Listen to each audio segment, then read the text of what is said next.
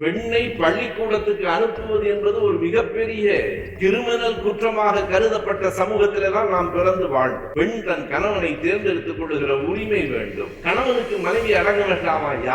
யாரும் அடங்க வேண்டியதில்லை. உண்மையாகவும் நட்பாகவும் தோழமையாகவும் இருப்பதுதான் வாழ்க்கையை தவிர அடங்கி இருப்பது வாழ்க்கை அன்று. நான் அழுத்தமாய் சொல்லுகிறேன், இது என் குரல் இல்லை, என் பாட்டன் பெரியாரின் குரல். கடவுள் தன் உடம்பில் பாதியை பெண்ணுக்கு கொடுத்திருக்கிறார். நான் சொல்வேன், பாதி உடம்பெல்லாம் வேண்டாம், அது மேற்கொண்டு சொல்லை. திண்ணை பள்ளிக்கூடம் இருந்தது, குருகுல பள்ளிக்கூடம் இருந்தது, மதரசா பள்ளிக்கூடம் இருந்தது. இவை எந்த பள்ளிக்கூடமும் எல்லோருக்கும் உரிய பள்ளிக்கூடம் இல்லை.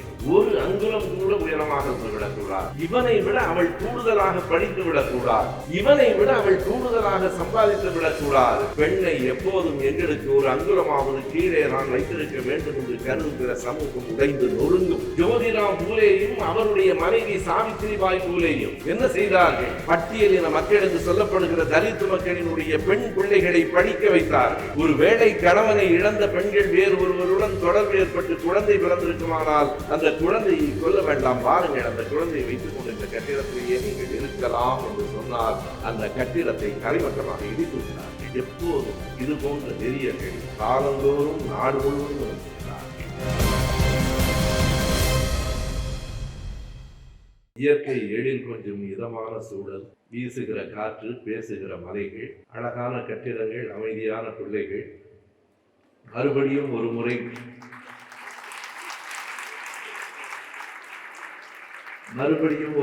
கல்லூரியில் மாணவனாக படிக்கலாமா என்ற ஆசையை எனக்குள் கூட்டுகிறது. நான் உரையை தொடங்குவதற்கு முன்னால்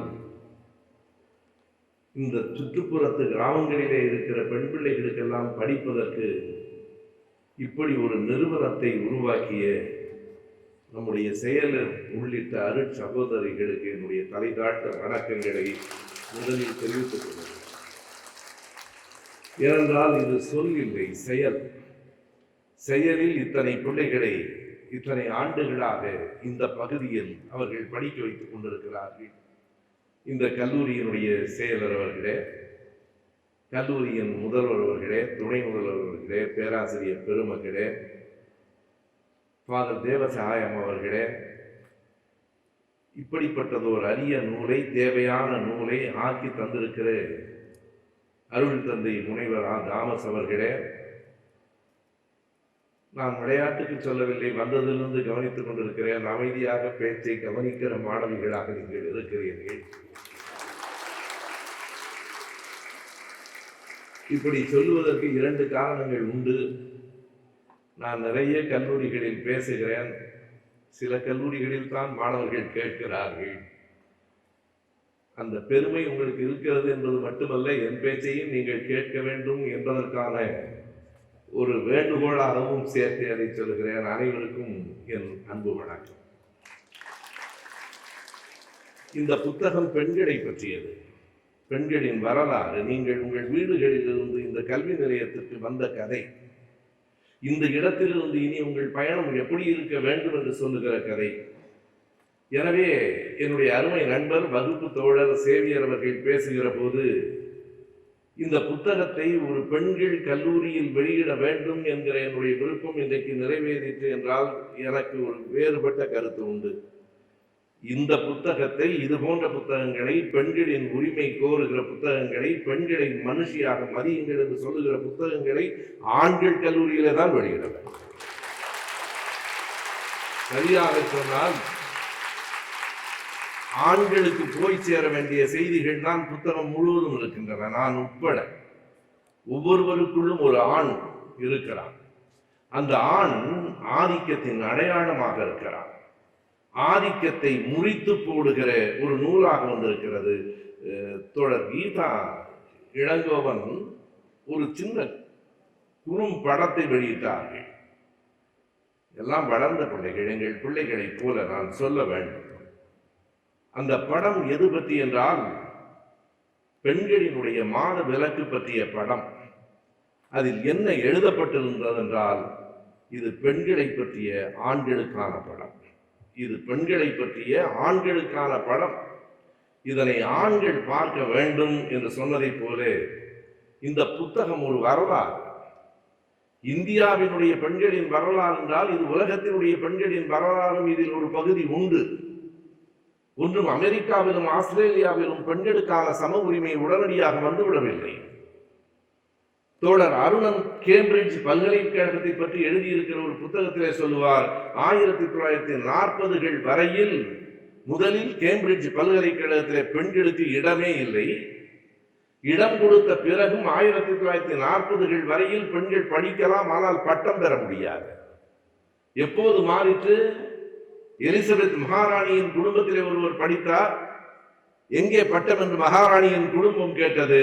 பெண்களுக்கு பட்டம் அளிப்பதில்லை என்று சொன்னபோது மகாராணியின் குடும்பம் தலையிட்டு ஏன் கொடுப்பதில்லை என்று கேட்டு அதற்கு பிறகுதான் பெண்களுக்கு கேம்பிரிட்ஜ் பல்கலைக்கழகமே பட்டம் வழங்கிற்று என்பது உலக வரலாறு. நீங்கள் அறிந்திருப்பீர்கள், பெண்களுக்கு வாக்குரிமை கூட 19ஆம் நூற்றாண்டின் இறுதி வரையில் உலகத்தில் எந்த நாட்டிலும் இல்லை. பெண்களுக்கு வாக்குரிமை இல்லை. நியூசிலாந்திலே தான் முதலாக 1893 வாக்குரிமை, 96 ஆஸ்திரேலியா, அதற்கு பிறகுதான் பிரான்ஸ், அதற்கு பிறகுதான் ஐரோப்பாவின் பல நாடுகள். குறித்துக் கொள்ளுங்கள் பிள்ளைகளே, 1920 தான் நியூயார்க்கிலேயே பெண்களுக்கு வாக்குரிமை வழங்கப்பட்டது. நமக்கு ஒரு பெருமை உண்டு, இந்தியாவிலேயே பெண்களுக்கு வாக்குரிமை வழங்கிய முதல் மாநிலம் தமிழ்நாடு தான். வெறும் புத்தகம் அல்ல, இது நம் வாழ்க்கை, நம் வரலாறு, நாம் ஒவ்வொருவரும் உணர்ந்து கொள்ள வேண்டிய செய்தி. 1921 தமிழ்நாட்டில் இந்தியாவிலேயே முதல் மாநிலமாக பெண்களுக்கு வாக்குரிமை கொடுக்கப்பட்டது. இந்த புத்தகம் எந்த காலகட்டம் பற்றியது? முனைவர் தாமஸ் அவர்கள் தேடி தொகுத்திருக்கிறார். நாம் நன்றியுடையவர்களாக இருக்க வேண்டும். இந்த புத்தகத்தை நான் உண்மையாக சொல்லுகிறேன், இது வெறும் நூல் வெளியீட்டு விழா இல்லை, படியுங்கள். இந்த புத்தகத்தை நான் முழுமையாக படித்து முடித்ததற்கு பிறகு சொல்லுகிறேன், நீங்கள் ஒவ்வொருவரும் அறிந்திருக்க வேண்டிய செய்திகள் இந்த புத்தகத்திற்குள் இருக்கின்றன. இன்றைக்கு எந்த வீட்டிலாவது படிக்காத ஒரு பெண் உண்டா? 50 ஆண்டுகளுக்கு முன்னால் கூட பெண்கள் கல்லூரிகளுக்கு அனுப்பப்பட்டதில்லை. ஒரு நூற்றாண்டுக்கு முன்னால் இந்த புத்தகம் எழுதப்பட்ட அந்த காலம், 150 ஆண்டுகளுக்கு முன்னால் பெண்கள் படிக்கலாம் என்கிற கற்பனைக்கு கூட இடமில்லை. பெண்ணை பள்ளிக்கூடத்துக்கு அனுப்புவது என்பது ஒரு மிகப்பெரிய கிரிமினல் குற்றமாக கருதப்பட்ட சமூகத்திலே தான் நாம் பிறந்து வாழ்ந்தோம். அதுதான் இந்த சமூகத்தின் நிலை. ஔவையார் படித்திருந்தாரே சங்க காலத்தில், உண்மைதான். அவ்வை படித்திருந்தார், வெள்ளி வீதியார் படித்திருந்தார், பொன்னுடியார் படித்திருந்தார். சங்க இலக்கியத்திலே 30க்கும் மேற்பட்ட பெண்பார் புலவர்கள் உண்டு. ஆனால் அதுவெல்லாம் பழங்கதை. இடையில் இந்த சமூகத்தினுடைய நிலை மாற்றப்பட்டது.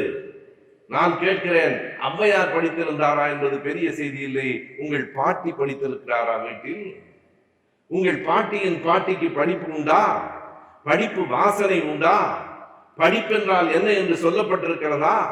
பள்ளிக்கூடத்தின் நிழலில் கூட பெண்களுக்கு ஒதுங்குவதற்கு இடம் உண்டா? பெண்கள் என்றால் அவர்கள் பள்ளி அறைக்கும் அடுப்பங்கரைக்கும் மட்டுமே உரியவர்கள் என்று கருதிய காலத்தில் பெண்களுக்கு கல்வி வேண்டும். பெண் தன் கணவனை தேர்ந்தெடுத்துக் கொள்ளுகிற உரிமை வேண்டும். பெண் சின்ன வயதில் அல்ல, பருவம் வந்ததற்கு பிறகுதான் பெண்ணுக்கு திருமணம் செய்ய வேண்டும் என்கிற செய்திகளை எல்லாம் இந்த புத்தகம் சொல்லுகிறது. நண்பர் சேவியர் சொன்னது போல, பெரியாருக்கு முன்னால், அம்பேத்கருக்கு முன்னால், பாரதியார், திருவிகாவுக்கு முன்னால் இந்த கருத்துக்களை வேதநாயகம் அவர்கள் தான் சொல்லி இருக்கிறார் என்றார். நான் இந்த கல்லூரியிலே அல்ல, இந்த புத்தகத்தை வெளியிடுகிற காரணத்தினால் அல்ல, என் பேச்சுகளை நீங்கள் வலையொலிகளிலே பார்க்கலாம். எந்த கல்லூரியில் பேசினாலும் பெண் கல்விக்காக குரல் கொடுத்த வேதநாயகம் அவர்களுக்கு நான் என்னுடைய வணக்கங்களை எப்போதும் தெரிவித்திருக்கிறேன். நாம் நன்றியுடையவர்களாக இருக்க வேண்டும். பெரியாருக்கு முன்னால், பாரதியாருக்கு முன்னால் என்பது கூட சரியில்லை. பெரியார் பிறப்பதற்கு முன்னால், பாரதியார் பிறப்பதற்கு முன்னால், திருவிகா பிறப்பதற்கு முன்னால் பெண்களுக்கு கல்வி உரிமை வேண்டும் என்று கேட்டவர் நீதிபதி வேதநாயகம் அவர்கள் தான். அவர் பெயரால் விருது வேண்டும் என்று நண்பர் சொன்னார். எல்லா வகையிலும் விருதுக்கு தக்கவராக நம்முடைய தாமஸ் அவர்கள் இருக்கிறார்கள். ஆனாலும் விருதுகள் அல்ல, கல்வி என்பதே நமக்கு விருதாகத்தான் வந்திருக்கிறது. தனியாக கல்வியே விருதுதான். ஒரு நல்ல செய்தியை அவர் கேட்டதற்காக சொல்லுகிறேன். நான் ஒரு 10 நாட்களுக்கு முன்னால் மயிலாடுதுறைக்கு ஒரு கூட்டத்திற்காக சென்றிருந்த போது மயிலாடுதுறை நகர்மன்ற தலைவரை பார்த்து நீதிபதி வேதநாயகம் பிள்ளை அவர்களுக்கு ஒரு நினைவிடம் இருக்கிறது, சரியாக இல்லை, அது சரியாக கட்டப்பட வேண்டும் என்று நான் முன்னாள் முதலமைச்சர் தலைவர் ஐயா கலைஞர் அவர்களிடம் பேசிக் கொண்டிருக்கிற போது கூட சொன்னேன். அவர் ஒரு மறுமொழி சொன்னார், எனக்கு நெஞ்சமெல்லாம் மகிழ்ந்தது. வெறும் நினைவிடம் இல்லை, ஒரு மணிமண்டபமே கட்டுவதற்கு நிதி ஒதுக்கி இருக்கிறோம் மயிலாடுதுறையில் என்று குறிப்பிட்டார். ஒரு பூங்காவிலே மூவலூர் ராமாமிர்த தம்மையாரினுடைய சிறை பார்த்தேன். மூவலூர் என்பது மயிலாடுதுறைக்கு பக்கத்தில் இருக்கிற ஒரு சின்ன ஊர். மூவலூர் ராமாமிர்த தம்மையாருக்கு சிலை இருக்கிறது. வேதநாயகத்துக்கு நீதிபதி அவர்களுக்கு ஒரு மணிமண்டபமே கட்ட இருக்கிறோம் என்று சொன்னார். மணிமண்டபம் அல்ல, அவர் சொன்ன அந்த செய்திகளை உள்ளறிந்து கொள்வதுதான் நாம் அவருக்கு செய்கிற அடிப்படையான மரியாதை. அன்றைக்கு அவர் கல்வி வேண்டும் என்று ஆண்களை பார்த்து கெஞ்சினாரே, நாங்கள் கல்வி கற்றுவிட்டால் உங்களை மிஞ்சி போக மாட்டோம். அதில பாட்டிலே இருக்கிறது. பெண்களின் குரலில் கவிமணி, பெண்களின் குரலில் நீதிபதி சொல்லுகிறார், நாங்கள் படித்து விட்டால் உங்களை மிஞ்சி விடுவோம் என்று கருதாதீர்கள், உங்களுக்கு அடங்கி இருப்போம். காலம் மாறிற்று. பெரியார் கேட்டார், ஏன் அடங்கி இருக்க வேண்டும் என்று கேட்டார். எதற்காக அடங்கி இருக்க வேண்டும்? கணவனுக்கு மனைவி அடங்க வேண்டாமா? யாருக்கும் யாரும் அடங்க வேண்டியதில்லை. உண்மையாகவும் நட்பாகவும் தோழமையாகவும் இருப்பதுதான் வாழ்க்கையை தவிர அடங்கி இருப்பது வாழ்க்கை அன்று. இன்றைக்கு சொன்னால் கூட உங்கள் பெற்றோர்களே என்ன கருதுவார்கள்? இவரையெல்லாம் ஏன் கல்லூரிக்கு அழைத்து வந்திருக்கிறார்? மனைவி அடங்கி போகக்கூடாது என்று சொல்லுவதற்கு ஒருவனை அழைத்து வந்திருக்கிறார்களே, பொறுப்பு நான் இல்லை, செயலாளர் தான். ஏன் அழைத்து வந்தார்கள் என்று அவர்கள் தான் கேட்க வேண்டும். நான் அழுத்தமாய் சொல்லுகிறேன், இது என் குரல் இல்லை, என் பாட்டன் பெரியாரின் குரல். எதற்காக? யாரும் யாருக்கும் அடங்க வேண்டியதில்லை. அன்பு காட்டுங்கள், நட்போடு இருங்கள், தோழமை கொள்ளுங்கள். இவற்றையெல்லாம் சொல்லுகிற காலத்தில் நம்முடைய நீதிபதி அவர்கள் வாழவில்லை. அடங்கி போகிறோம், அப்படியாவது எங்களுக்கு கல்வி கொடுங்கள் என்று கேட்ட காலம் அது. முதல் கட்டம். இந்த புத்தகத்தில் இருக்கிற செய்திகள் எவை தெரியுமா? இப்படி நான் பட்டியலிடுகிறேன். முதலில் பெண்ணுக்கு கல்வி வேண்டும், பிறகு பருவம் வந்த பிறகு திருமணம் செய்ய வேண்டும். 2 வயதிலும் 3 வயதிலும் குழந்தைகளுக்கு திருமணம் நடந்த கதை தெரியுமா உங்களுக்கு? 3 வயது குழந்தைக்கும் 5 வயது பையனுக்கும் திருமணம் செய்த ஒரு கொடூரமான சமூகம் இது. எனவே 2வது பருவத்திற்கு வந்த பிறகு ஒரு பெண்ணுக்கு திருமணம் செய்ய வேண்டும். அந்த திருமணம் அந்த பெண்ணின் விருப்பப்படி இருக்க வேண்டும் என்பதெல்லாம் இல்லை, அதெல்லாம் தொலைதூர கனவு. குறைந்தது அவளுக்கு 14 வயதாவது ஆக வேண்டும். திருமணத்திற்கு பின்னால் கணவன் ஒருவேளை இறந்து விட்டால் இந்த பெண்ணையும் சேர்த்து எரிக்காமல் இருக்க வேண்டும். எண்ணி பாருங்கள், நீங்கள் அறியாத காலம், நீங்கள் அறியாத வரலாறு. கணவன் இறந்தால் மனைவியையும் சேர்த்து எரித்து விடுவார்கள் என்பது எத்தனை பெரிய கொடுமை அது. மனைவியை எரிக்காமல் இருக்க வேண்டும். உயிரோடு விட்டாலும் கைமை நோன்பு என்கிற பெயரில் அந்த பெண்ணை சித்திரவதை செய்யாமல் இருக்க வேண்டும். அடுத்த கோரிக்கைக்கு நீதிபதி அவர்கள் வரவில்லை என்று ஐயா தாமஸ் அவர்கள் எழுதியிருக்கிறார். இது நீதிபதியை பற்றிய புத்தகம் என்பதால் அவரை பற்றி பாராட்டியே எழுத வேண்டும் என்பதல்ல. எது உண்மையோ அதை எழுதியிருக்கிறார். அதற்காகவும் உங்களுக்கு நான் தலைவணங்கி பார்க்கிறேன். எது உண்மையோ அதை சொல்லுங்கள். நீதிபதி வேதநாயகம் அவர்கள் கைமை நோன்பு வரைக்கும் வந்தார். கணவனை இழந்த பெண்ணுக்கு மறுமணம் செய்ய வேண்டும் என்கிற இடத்துக்கு வரவில்லை, வர முடியாது. கணவனை இழந்த பெண்ணுக்கு திருமணம் என்பதே அவள் விருப்பப்படி இல்லை. பிறகு எப்படி மறுமணம் பற்றி பேசுவது? இத்தனையும் சேர்ந்ததுதான் இந்த புத்தகம். இவை அனைத்தும் இப்போது வந்து விட்டனவா? ஓரளவு வந்துவிட்டது, இல்லை என்று சொல்ல முடியாது. இன்றைக்கு பெண் பிள்ளைகள் படிக்கிறார்கள், படிக்காத பிள்ளைகள் எந்த வீட்டிலும் இல்லை. பெண்கள் வேலைக்கு போகிறார்கள். இன்னொன்றும் இருக்கிறது அந்த புத்தகத்தில். கணவனுக்கும் மனைவிக்கும் உள்ளம் ஒத்து வரவில்லை என்றால் பிரிந்து போகிற உரிமை வேண்டும். அந்த பெண்ணுக்கு ஜீவனாம்சம் கொடுக்க வேண்டும். இவ்வளவும் இந்த சமூகத்தில் போராடி போராடித்தான் பெற்றிருக்கிறோம். இன்னொன்றையும் சொல்லுகிறேன், நான் அண்மையிலே தான் ஒரு கூட்டத்திலே சொன்னேன், கல்விக்கு மட்டும் போராடவில்லை, கல்யாணத்திற்கு போராடவில்லை. இன்னமும் சொன்னால் பெண்களே குறித்துக் கொள்ளுங்கள், திருவிதாங்கூர் சமஸ்தானத்தில் ஆணாக இருந்தாலும் பெண்ணாக இருந்தாலும் மேலாடை அணியக்கூடாது என்று சொன்ன அநாகரிகமான சமூகத்தில் மேலாடை அணிவதற்காகவும் போராடி 16 பெண்கள் துப்பாக்கி சூட்டுக்கு பலியாகி அதற்கு பிறகுதான் உங்களுக்கு இந்த கல்வி, இந்த உடை, இந்த உணவு எல்லாம் வந்திருக்கிறது. எதுவும் சும்மா வரவில்லை. எந்த கல்விக்கூடத்தின் கதவும் தானாக திறக்கவில்லை, உடைத்து உடைத்து திறக்கப்பட்டிருக்கிறது. தானாக திறக்கவில்லை. ஒரு பெண் கல்லூரியில் படிப்பது என்பதை அதிக பிரசங்கித்தனம் என்று கருதிய காலம் கடைசியா என்ன கட்டம் வருகிறது என்றால், பெண்ணுக்கு படிப்பதற்கு உரிமை வேண்டும், திருமண உரிமை வேண்டும், திருமண விலக்கு உரிமை வேண்டும், மறுமணம் செய்து கொள்ளுகிற உரிமை வேண்டும். இவற்றையெல்லாம் விடுங்கள், எங்களுக்கு சொத்துரிமையும் வேண்டும் என்று கேட்டதே உறுதியான நிலை. அது வந்தால் எல்லாம் வரும். சொத்துரிமை வேண்டும். இன்றைக்கு புராணங்கள் என்ன சொல்லுகின்றன? கடவுள் தன் உடம்பில் பாதியை பெண்ணுக்கு கொடுத்திருக்கிறார். நான் சொல்வேன், பாதி உடம்பெல்லாம் வேண்டாம், அது மேற்கொண்டு தொல்லை. பாதி உடம்பெல்லாம் வேண்டாம், பாதி சொத்தை கொடுப்பதாக இருந்தால் பேசு, இல்லை ஆனால் நிறுத்திக்கொள். சொத்தில் பாதி தந்தால் அது இந்த நடைமுறை வாழ்க்கைக்கு உதவும். பாதி உடம்பை தருகிறோம் என்பது அதீதமான, இயற்கைக்கு முரணான கற்பனை. ஒரு நாளும் யார் நினைத்தாலும் தரவும் முடியாது, தர வேண்டியதும் இல்லை.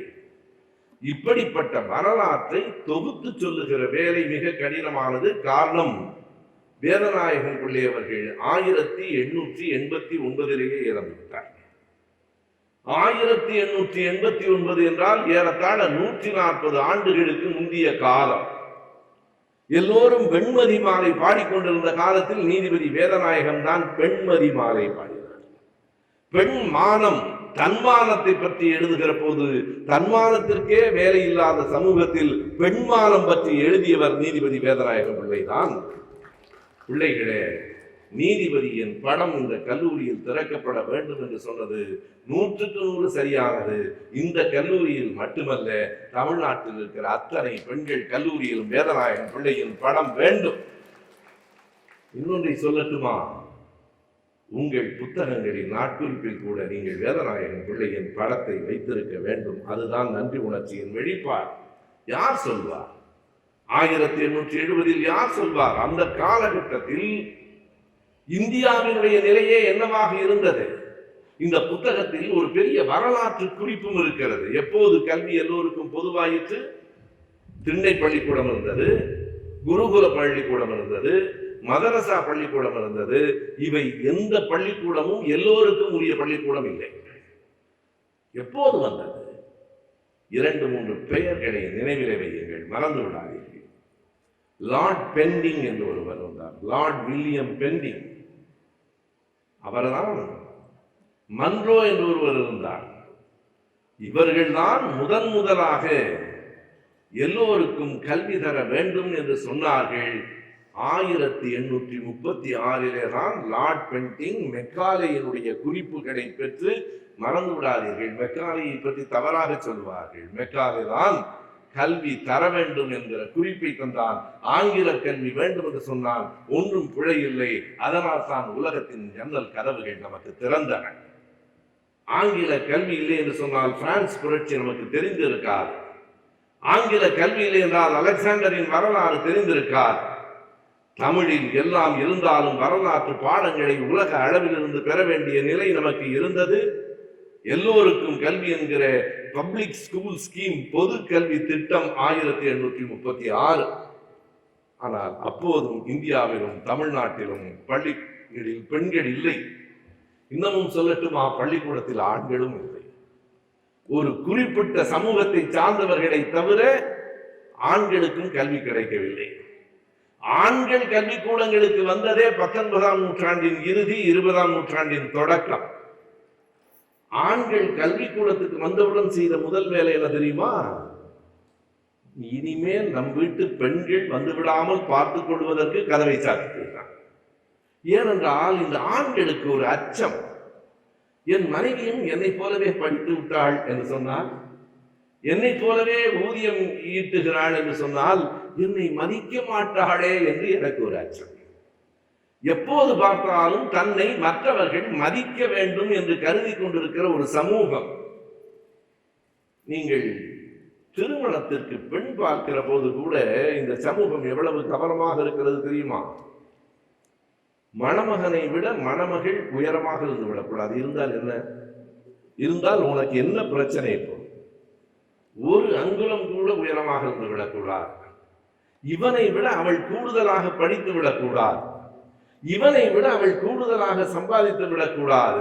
பெண்ணை எப்போதும் எங்களுக்கு ஒரு அங்குலமாவது கீழே தான் வைத்திருக்க வேண்டும் என்று கருதுகிற சமூகம் உடைந்து நொறுங்கும்.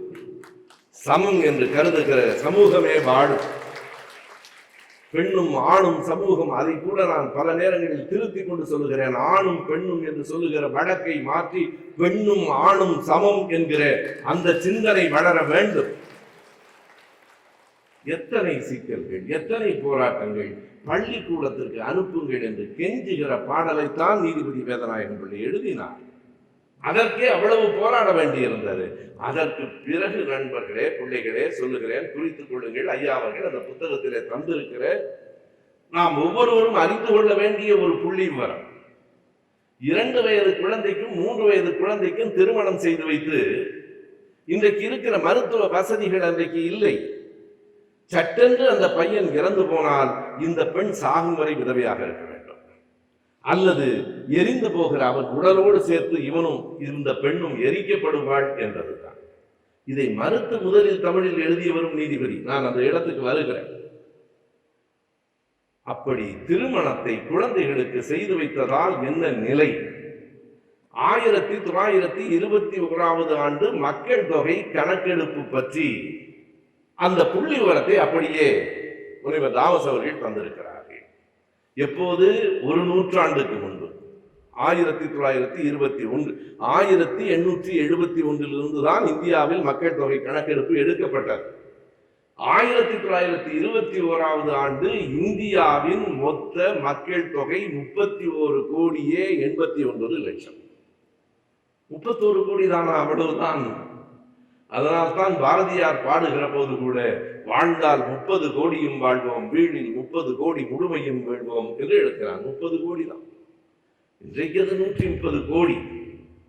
அந்த 30 கோடியாக இருக்கிற போது இந்த புள்ளி விவரத்தை நீங்கள் கவனிக்க வேண்டும். 31,89,00,000 மொத்த மக்கள் தொகையில் 15,49,00,000 பெண்கள், சரிபாதி பெண்கள். சமூகத்தில் எப்போதும் சரிபாதியாக பெண்கள் இருக்கிறார்கள். நீ சரிபாதியாக இருக்கிற ஒரு பெண்ணை அடக்கி வைத்துவிட்டு எப்படி முன்னேறுவாய்? ஒரு பறவை வானத்தில் பறக்க வேண்டுமானால் 2 சிறகுகள் வேண்டுமா வேண்டாமா? ஒற்றை சிறகால் பறக்கும் பறவையை எவனாவது காட்டு, பெண் வேண்டாம் என்று உன்னோடு சேர்த்து நானும் சொல்கிறேன். உண்டா? உலகத்தில் உண்டா எங்காவது? 2 சிறகுகள் அடித்தால் தான் பறவை பறக்கும் என்றால் பெண்ணும் ஆணும் சேர்ந்து உழைத்தால் தான் ஒரு நாடும் உலகமும் முன்னேறும். சரிபாதியாக பெண்கள் 31 கோடியில் 15 கோடி பேர் பெண்கள். அந்த பெண்களில் 26 லட்சம் பேர் விதவைகள். அந்த புள்ளி விவரம் அப்படியே கொடுத்திருக்கிறார். இதைவிட கொடுமையான புள்ளி விவரம் சொல்லுகிறேன். 26 லட்சம் பேர் விதவைகள் என்றால் அதில் 5 வயதுக்கு உட்பட்ட விதவைகளின் எண்ணிக்கை 25,000. எத்தனை வயது? 5 வயது. 5 வயதுக்கு உட்பட்ட 3, 2, 1 வயது விதவை என்ற அந்த குழந்தைக்கு பெயரா? தூக்கி கொஞ்சுகிற 3 வயது குழந்தைக்கு விதவை என்று பெயரா? 2 வயதில் ஒரு குழந்தைக்கு திருமணம் செய்து வைத்த அந்த குழந்தையின் கணவன் என்று சொல்லப்படுகிற இன்னொரு குழந்தை இறந்து போனால் 3 வயதில் இருந்த அந்த பெண் 60 வயது வாழ்ந்தால் 57 ஆண்டுகள் அந்த கைமை கொடுமையை அனுபவித்து வாழ வேண்டும் என்கிற சமூகம் பட்டுண்டு போகட்டும் என்றார். எதற்கு அந்த சமூகம்? என்ன சமூகம் இது? என்ன கொடுமை இது? அத்தனை ஆயிரம் பிள்ளைகள் விதவைகள், 26 லட்சம் பெண்கள் விதவைகள்.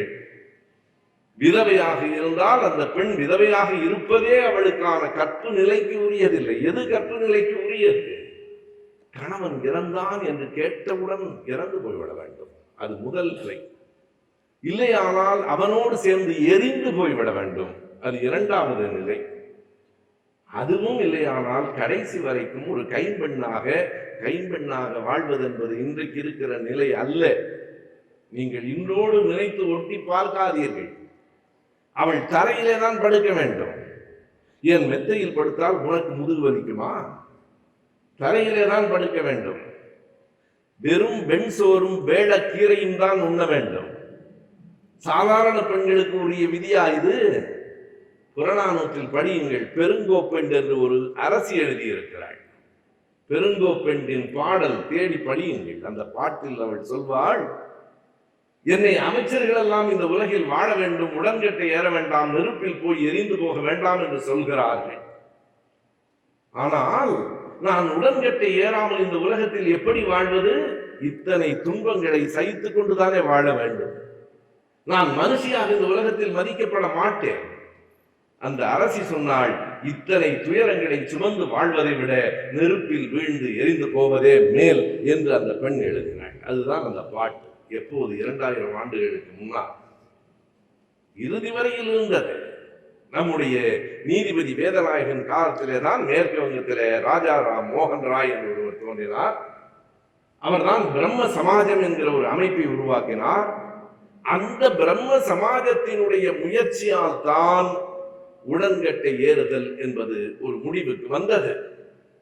இதையும் இந்த புத்தகத்திலே அவர் குறித்திருக்கிறார். இந்த புத்தகம் வெறுமனே நான் பேசுவது போல என் கோபம் என்பது என் சொந்த தாயின் மீது, என் மகளின் மீது, என் மனைவியின் மீது இந்த சமூகம் செலுத்திய கொடுமைக்கு எதிரான குரல். அவர் வெறும் ஆவேச குரலாக இல்லை, ஆதாரங்களையும் திரட்டி தந்திருக்கிறார். ராஜாராம் மோகன் ராய் காலம் அதுதான். 2-3 பெயர்கள், சில பெயர்களை பற்றிய விரிவான செய்திகள் இல்லை, புத்தகம் நீளும் என்பதால் குறிப்பிட்டு சொல்லுகிறேன். அதே காலகட்டம் தான் நீதிபதி வேதநாயகம் பிள்ளை அவர்கள் வாழ்ந்த அதே காலகட்டம் தான் மராத்தியத்திலே ராஜாராம் மோகன் ராய், வங்காளத்திலே மராத்தியத்திலே ஜோதிராவ் பூலே. இந்த பெயரை நம் நாட்டில் பலருக்கு தெரியாது. ஜோதிராவ் பூலேயும் அவருடைய மனைவி சாவித்திரிபாய் பூலேயும் என்ன செய்தார்கள்? பட்டியலின மக்கள் என்று சொல்லப்படுகிற தலித் மக்களினுடைய பெண் பிள்ளைகளை படிக்க வைத்தார்கள். அது மட்டுமல்ல, ஜோதிராவ் பூலே எத்தனை பெரிய துணிச்சல்காரர் என்பதற்காக சொல்லுகிறார். 1870 அவர் ஒரு அமைப்பை உருவாக்கினார். சத்திய மண்டல் என்றதற்கு பெயர். அதிலே அவர் அறிவிப்பு கொடுத்தார். அங்கே ஒரு பெரிய கட்டிடம் உண்டு. கணவனை இழந்த பெண்கள் அங்கே வரலாம், படிக்கலாம்.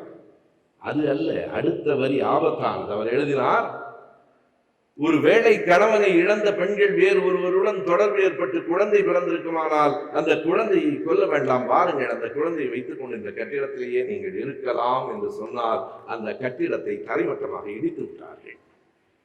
எப்போதும் இது போன்ற வெறியர்கள் காலந்தோறும் நாடு முழுவதும் இருந்திருக்கிறார்கள். இடிந்து கிடக்கிற கட்டிடம் தரைமட்டமாக்கப்பட்டிருக்கிறது. ஜோதிராவ் பூலேயும் அவருடைய மனைவி சாவித்திரிபாய் பூலேயும் அங்கே நிற்கிறார்கள். இடித்து விட்டார்களே, இனி என்ன செய்ய போகிறீர்கள் என்று கேட்டபோது பூலே சொன்னார், மறுபடியும் கட்டுவோம், மறுபடியும் இதே வேலையை இந்த மண்ணில் செய்வோம் என்று சொன்ன மாவீரர் மகாத்மா ஜோதிராவ் பூலே. அவருடைய காலம் இதுதான். நம்முடைய வள்ளலார் வாழ்ந்த காலம் அதுதான். ஒரே காலகட்டம் தான். அதற்கு பின்னாலே தான் மாற்றம் வருகிறது. கொஞ்சம் கொஞ்சமாக முன்னேற்றம் வருகிறது. ஐயா பெரியார் போன்றவர்கள், பாரதியார், திருவிக்கா, பாரதிதாசன் எல்லோருடைய படைப்புகளையும் அதிலே எழுதியிருக்கிறார். கைம்பெண்ணாக இருக்க வேண்டியதில்லை என்பதை தாண்டி கணவனை இழந்த ஒரு பெண் மறுமணம் செய்து கொள்ளலாம் என்று சொன்னபோது ஒரு பூகம்பம் இந்த நாட்டில் வெடித்தது. நான் பல மேடைகளில் சொல்லியிருக்கிறேன். இது போன்ற மேடைகளில் நிற்பதற்கான ஒரு தகுதி எனக்கு உண்டு என்று சொன்னால் 1933 ஆண்டு விதவை பெண்களுக்கு திருமணம் செய்து வைத்து அந்த திருமணத்துக்கு தலைமையேற்றவர் என்னுடைய அம்மா. அவருடைய பிள்ளையாய் என்று பேசுகிற பெருமை எனக்கு உண்டு. காரைக்குடி விசாலாட்சியின் தலைமையிலே தான் அந்த விதவா விவாக திருமணம் என்றதற்கு பெயர். அத்தனை எளிதன்று கணவனை இழந்த ஒரு பெண்ணுக்கு திருமணம் செய்து வைப்பது என்றால் மிகப்பெரிய போராட்டங்களை இந்த சமூகத்தில் சந்தித்தாக வேண்டும். சந்தித்துத்தான் அந்த திருமணங்கள் நடைபெற்றன. நான் கூட்டங்களில் சொல்லுவது உண்டு, ராஜாராம் மோகன் ராய் என்ன செய்தார்? கணவன் இறந்தவுடன் ஒரு பெண்ணையும் தூக்கி நெருப்பில் போட்டார்களே, அந்த நெருப்பில் இருந்து பெண்ணை மீட்டு வந்தார் ராஜாராம் மோகன் ராய். மீட்டு வந்த பெண்ணுக்கு இன்னொரு ஆணின் கையை பிடித்து திருமணமும் செய்து வைத்தது திராவிட இயக்கம் என்பதுதான் வரலாறு. வெறும் மீட்டு வந்ததோடு நின்று விடவில்லை, அதனை தூக்கி வந்து மறுபடியும் அவளுக்கு ஒரு வாழ்க்கை கொடுக்கப்பட்டது. இது பற்றி நீதிபதி வேதநாயகம் பிள்ளை என்ன கருதுகிறார்? பிரதாப முதலியார் சரித்திரம் என்று 1876 வந்த நாவல் தான் தமிழின் முதல் நாவல். அது அன்று அவருடைய பெருமை. அவர் மதத்தை பற்றி எழுதியிருக்கிறார், அது அவருடைய நம்பிக்கை. ஆனால் அவருடைய மிகப்பெரிய சிறப்பு, அவர் அந்த நீதிமன்ற தீர்ப்புகளை தமிழில் மொழிபெயர்த்திருக்கிறார். சிறப்பு. எல்லாவற்றையும் தாண்டி நீதிபதி வேதநாயகம் வரலாற்றில் எங்கே வாழ்வார் என்றால், பெண்களுக்காக குரல் கொடுத்த ஒரு முதல் ஆண் தமிழ்நாட்டில் என்னும் பெயரில் வாழ்வார். அவருக்குள்ளேயே ஒரு மாற்றம் வருகிறது. பிரதாப முதலியார் சரித்திரத்தில் உடன்கட்டை ஏறுவதை பற்றி அவர் அதிகம் பேசவில்லை. நம்முடைய ஐயா ஃபாதர் தாமஸ் அவர்கள் எழுதுகிறார், 8 ஆண்டுகளுக்கு பிறகு அவருடைய 2வது நாவல் வருகிறது, சுகுண சுந்தரி. நான் சுகுண சுந்தரியை படித்திருக்கிறேன், அந்த நாவலை படியுங்கள், நூலகங்களிலே இருக்கின்றன. சுகுண சுந்தரியிலே தான் அவர் 2வது கட்டத்துக்கு வருகிறார். வேதநாயகம் அவர்களே முதல் கட்டத்திலிருந்து 2வது கட்டத்திற்கு வருவதற்கு இடையில் 8 ஆண்டுகள் தேவைப்பட்டிருக்கின்றன. முதல் நாவலில் இல்லை, 2வது நாவலில் ஒரு காட்சி வருகிறது. என்ன காட்சி தெரியுமா? அவர் அம்மாவுக்கும் பிள்ளைக்குமான உரையாடல். அம்மா, அது யார் வந்தீங்க? யாரோ வந்திருக்கிறார்களே என்ன என்று குழந்தை கேட்கிறது. உன்னை பெண் பார்க்க வந்திருக்கிறார்கள். கேட்கிற குழந்தைக்கு வயது 3, குறித்து கொள்ள வேண்டும். 3 வயது குழந்தையை பெண் பார்க்க ஒரு 4 வயது குழந்தை வந்திருக்கிறது. அந்த ஆள், அந்த பையன் யார்? வேண்டுமானால் சேர்ந்து விளையாடலாம், அவ்வளவுதானே. இல்லை இல்லை, அவன் தான் உனக்கு தாலி கட்ட போகிறவன். குழந்தை கேட்கிறது, தாலி என்றால்? நீங்கள் குழந்தையிடம் கேட்க வேண்டாம் நண்பர்களே, ஜெர்மனியிலே போய் கேளுங்கள். திருமணமான பெண்ணை பார்த்து கேளுங்கள், நீங்கள் தாலி கட்டி இருக்கிறீர்களா என்று கேளுங்கள். அந்த பெண் திரும்ப கேட்பாள், தாலி என்றால் என்ன என்று கேட்பாள். எங்காவது உண்டா? நான் இப்படி கேட்கிற இந்த கேள்விகள் உங்களில் சிலருக்கு மரபை மீறியதாக தோன்றலாம். எனக்கும் திருமணமாகிவிட்டது, கழுத்தில் தாலியும் இல்லை, காலில் மெட்டியும் இல்லை. ஏன் என் மனைவிக்கு மட்டும்? இது என்ன நியாயம்?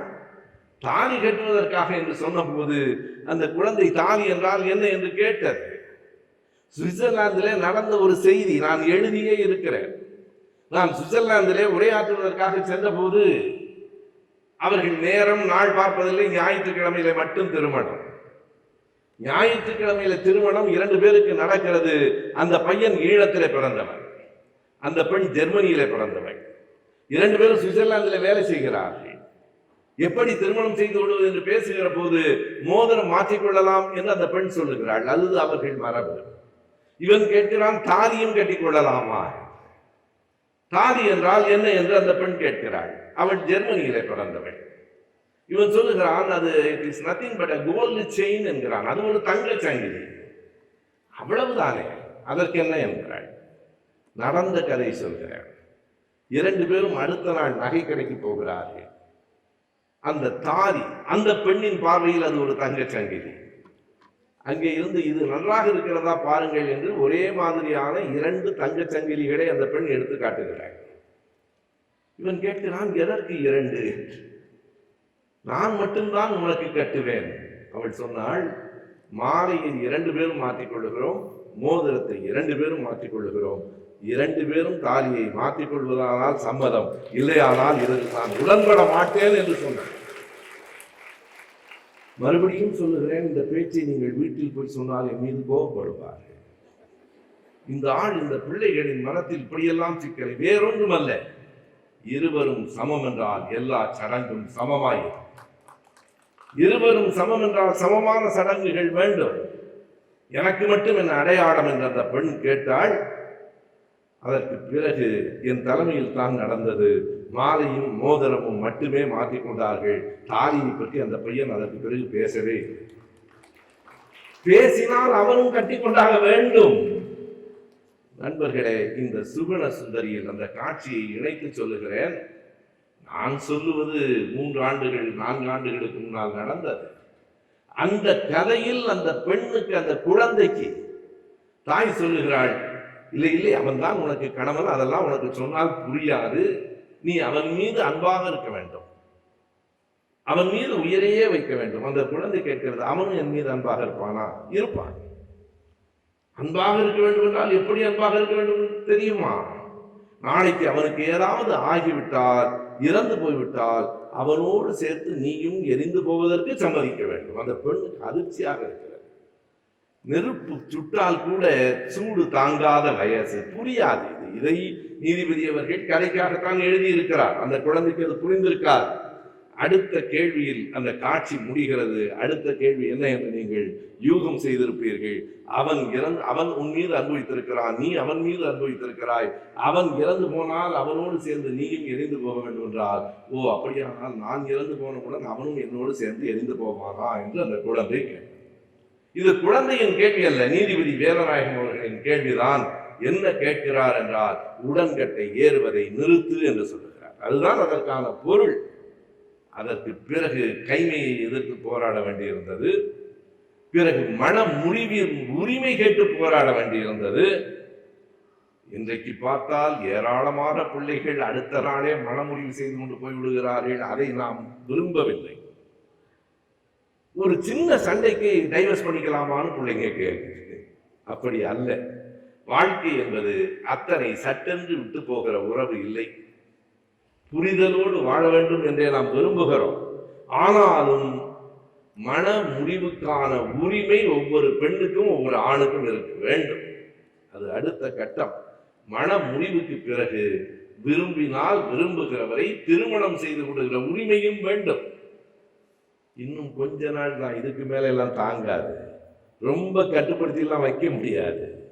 ஒரு 4 நாட்களுக்கு முன்னால் என் வீட்டில் நடந்த ஒரு சின்ன நிகழ்வை சொல்லுகிறேன். எங்கள் உறவினர் தான். அந்த தம்பியும் அவருடைய மனைவியும் 2 பிள்ளைகளும் வீட்டுக்கு வந்திருந்தார்கள். அந்த பெண் குழந்தைக்கு அதிகம் போனால் 7 வயது 8 வயது இருக்கலாம். அந்த பெண் குழந்தை அந்த முடியை அப்படியே பறக்க விட்டிருக்கிறது. அவங்க அம்மா திரும்ப திரும்ப கூப்பிட்டு சொல்லுது, அம்மா இப்படி இருக்கக்கூடாது, கட்டணும், அந்த முடியை கட்டணும், வா. அந்த பாப்பா ஒத்துக்கல, வேண்டாங்குது. திரும்ப திரும்ப அந்த அம்மா கேட்குது, முடியை இப்படி ஜட போடணும், இப்படி பறக்க விடக்கூடாது. 3-4 முறை சொன்ன பிறகு அந்த குழந்தை அந்த அம்மாவை பார்த்து ஒரு கேள்வி கேட்டது. நம்ப முடியாது. ஏமா இது ஏன் முடியா ஓ முடியான்னு கேட்டுச்சு. அவ்வளவுதான் கேட்டது. இது ஏன் முடியா ஓ முடியான்னு கேட்டது. ஐயோ, மனைவிக்கு தூக்கி வாரி போட்டுச்சு. என்னங்க இப்படி பேசுதுன்னு. நான் சொன்னேன், சரியா பேசுறேன், இந்த குழந்தையாவது சரியா பேசுதுன்னு சந்தோஷப்படு. அது முடிவு செய்ய. நீ என்ன பெற்றோராக இருந்தாலும் குழந்தைகள் உட்பட அவரவர் உரிமைகள் அவரவருக்கு வழங்கப்பட வேண்டும் என்பதே எதிர்காலம் சொல்ல போகிற தீர்ப்பு. இன்னைக்கு காலையில கூட ஓசூர்ல என்னிடம் பேசிக் கொண்டிருந்து ஒரு நண்பர், அந்த பெண் அவங்க ரொம்ப கட்டுப்பாடாக இருக்க வேண்டும் என்று நினைக்கிறவர். பிள்ளைகளெல்லாம் எப்ப பார்த்தாலும் இந்த மொபைல்லையே இருக்கு. நம்ம சொல்லணும், சொல்ல முடியாதுமா, ஏன்னு நானும் மொபைல்லே தான் இருக்கேன். எல்லோரும் அதைத்தான் பார்த்து கொண்டிருக்கிறோம். இனி இந்த கைபேசி இல்லாமல் நம்மால் வாழ முடியாதோ என்ற எண்ணமாக இருக்கிறது. அது பல ஆபத்துகளை கொண்டிருக்கிறது. உண்மைதான், அறிவியல் உண்மைகளையும் கொண்டிருக்கிறது. இது கைபேசி இல்லை, இது கடல். இதற்குள் 1000 செய்திகள் இருக்கின்றன, 1000 தீங்குகளும் இருக்கின்றன. வேறு வழி இல்லை. தீங்குகளை களைய சொல்லிக் கொடுக்க வேண்டுமே தவிர இது வேண்டாம் என்று சொன்னால் இனி நடக்காது. கவிஞர் பழனி பாரதி சொல்லுவார், அண்ணா இப்பெல்லாம் இந்த மொபைலை பறிச்சுட்டா ரொம்ப பேர் அனாதை ஆயிடும், வீட்டுக்கு கொடுக்க வழி தெரியாது, எல்லாம் இதில் தான் இருக்கிறது என்பது போல கால மாற்றங்களை நாம் உள்வாங்கியே தீர வேண்டும். கால மாற்றத்திற்கு 150 ஆண்டுகளுக்கு முன்பே முரசு அறைந்தவர், அதை அறிவித்தவர் நீதிபதி வேதநாயகம் பிள்ளை. அவர் சொன்னதை போல பெண்கள் அப்படி அடிமையாக இருக்க வேண்டும் என்கிற கட்டமெல்லாம் மாறிவிட்டது. ஆனால் அவர் அப்படித்தான் தொடங்க வேண்டிய சூழலில் இருந்தார். அன்றைக்கு அவர் பெரியார் பேசியதைப் போல நீதிபதி வேதநாயகம் அவர்கள் பேசியிருக்க முடியாது. பாரதியார் பேசியதைப் போல பேசியிருக்க முடியாது. அடுத்த கட்டத்தில் பாரதி பேசினார், அதையும் தாண்டி பெரியார் பேசினார். இன்றைக்கு பெண்களே பேசுகிறார்கள் என்பதுதான் வளர்ச்சி. பெண்களுக்காக இன்னொரு பேர் பேசிட்டே இருக்கிறதெல்லாம் சரியில்லை. பெண்ணை பேச பெண்ணே எழு.